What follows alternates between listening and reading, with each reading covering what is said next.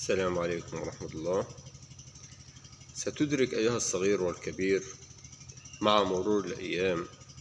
أنه لم يكن في حياتك ولا في هذه الدنيا كلها أغلى من أهلك، مهما كان بهم من مساوئ ومهما أحسست تجاههم من متاعب، فهم الذين أنجبوك ورعوك وترعرعت بينهم،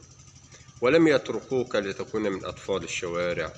ولم يتركوك لتسقط في حفرة أو في ترعة أو تحت سيارة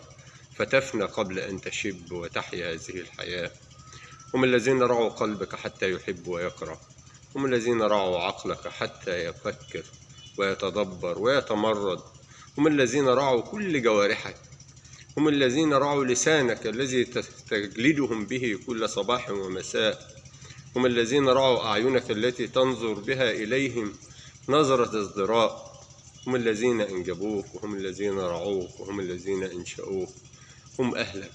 هم أفضل من على الكون بالنسبة لك، ولكنك لا تدرك ذلك إلا بعد فوات الأوان، أو إلا أن تأخذك منهم موتة في نهاية هذه الحياة ولا تجدهم من حولك فتدرك قيمتهم وتعرف أهميتهم بالنسبة لك.